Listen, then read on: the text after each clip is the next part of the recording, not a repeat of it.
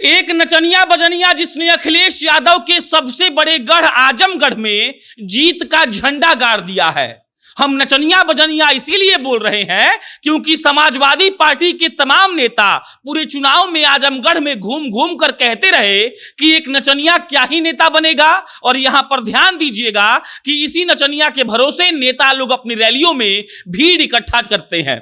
एक नचनिया जिसने पेशेवर नेता लोगों को उनके पैरों में घुंघरू बांधकर महीनों नचाया और उसके बावजूद भी आजमगढ़ में अपना किला गाड़ दिया।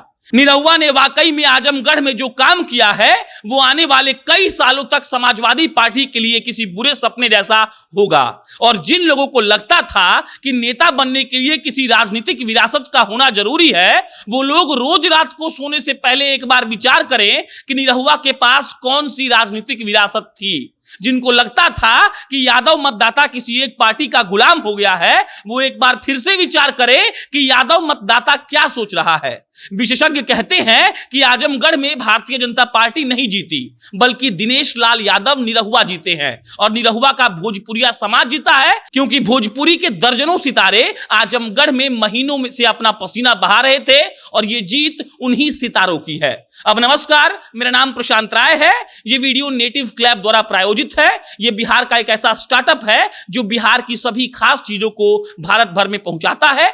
आम के मौसम में उससे वंचित सभी लोगों तक आप इनके वेबसाइट के द्वारा ताजा दूधिया मालदा आम पहुंचा सकते हैं। आम खराब निकला तो रिफंड की भी सुविधा है। और अगर आप जनता जंक्शन के दर्शक हैं तो जनता जंक्शन 10 नाम का कोड डालिए और आपको 15% का छूट दिया जाएगा।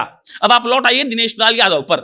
जब समाजवादी पार्टी के किसी कार्यक्रम में नचनिया को मंच पर नचवाया जाता है और भीड़ बटोरा जाता है तथा अखिलेश यादव के समर्थक नीचे से नोट उड़ाकर अखिलेश भैया जिंदाबाद चिल्लाते हैं, तब समाजवादी पार्टी के नेताओं को नचनिया बजनिया खूब अच्छा लगता है। लेकिन जब कोई नचनिया बजनिया नेताओं के पैर में घुंघरू बांधकर नचवाता है, तब यही नचनिया खराब हो जाता है।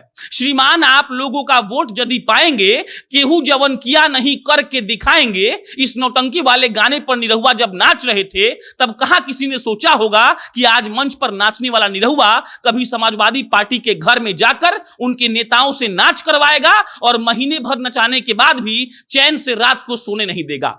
निरहुआ का जो यह गाना था वो आज सोशल मीडिया पर ट्रेंड कर रहा है और लोग उसे शेयर कर रहे हैं। निरहुआ जब कहते हैं कि केहू जवन किया नहीं वो करके दिखाएंगे, तब हमको लगता है कि समाजवादी पार्टी को आजमगढ़ में हराकर निरहुआ ने वो काम करके दिखा दिया है। आप गौर कीजिएगा कि पूरे चुनाव प्रचार के दौरान निरहुआ भोजपुरी के तमाम सितारों के साथ घिरे रहे और भोजपुरी का एक एक कलाकार ऐसा था जो निरहुआ के लिए पैदल गांव गांव में घूमकर वोट मांग रहा था। उस कलाकार को याद था कि जब उसके पास करने के लिए कुछ काम नहीं था तब निरहुआ ने उसको काम दिलाया। निरहुआ ने उसको भोजपुरी इंडस्ट्री में पहचान दिलाई और आज जब निरहुआ को जरूरत पड़ी तब वो कलाकार अपने निरहुआ भैया के लिए जी जान से जुट गया। हमने भोजपुरी के छोटे छोटे कलाकारों को देखा है कि वो पैदल पैदल घूमकर निरहुआ के लिए वोट मांग रहे थे और बता रहे थे कि निरहुआ कैसे इंसान है।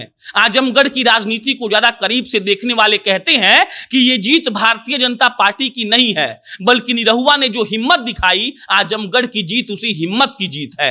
निरहुआ ने सालों पहले जिन कलाकारों को पाला पोसा था, उन कलाकारों ने एक बार भी नहीं देखा कि धूप है कि छांव। वो गांव गांव में घूमकर निरहुआ का पोस्टर बांट रहे थे और साट रहे थे। ये जीत उन्हीं कलाकारों की है जिनकी बदौलत निरहुआ आजमगढ़ में सपना देख रहे थे कि हां, उनके पास आदमी है और वो उनके लिए कतरा कतरा बहा देंगे।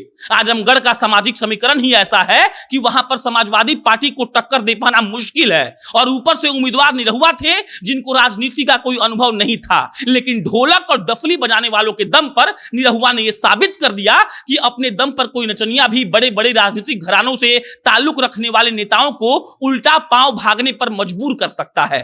जिस दिन आजमगढ़ का परिणाम आया था उस दिन राजनीतिक पंडित विचार विमर्श कर रहे थे कि आखिरकार आजमगढ़ में ऐसा कैसे हो गया। लेकिन शायद उन राजनीतिक पंडितों ने इस बात पर गौर नहीं किया कि ढोलक बजाने वाले से लेकर भोजपुरी फिल्मों में साइड रोल करने वाला कलाकार तक हर दिन निरहुआ के लिए पसीना बहा रहा था। आज निरहुआ दिल्ली पहुंच चुके हैं और अब उम्मीद है कि केहू जवन किया नहीं वो वही करके दिखाएंगे। निरहुआ जब चुनाव प्रचार में गाना गा रहे थे कि अखिलेश हुए फरार कि निरहुआ डटल रहे, तब कहने वाले कहते रहे कि निरहुआ चुनाव जीतने के पहले भी गाना बजाना करते हैं और चुनाव हारने के बाद भी वो यही करेंगे। लेकिन आजमगढ़ से अखिलेश फरार हुए तो निरहुआ ने आजमगढ़ के राजनीतिक इतिहास में एक ऐसा अध्याय जोड़ दिया जिस पर आने वाले कई दशक तक चर्चा होती रहेगी कि आखिरकार एक नचनिया बजनिया ने ऐसा कैसे कर दिया। बाकी निरहुआ के जीत पर आप क्या सोचते हैं, कमेंट बॉक्स में लिख के बताइए। ये स्टोरी हमारे लिए मोहित कुमार सिंह ने लिखी थी। मेरा नाम प्रशांत राय है। बहुत बहुत धन्यवाद।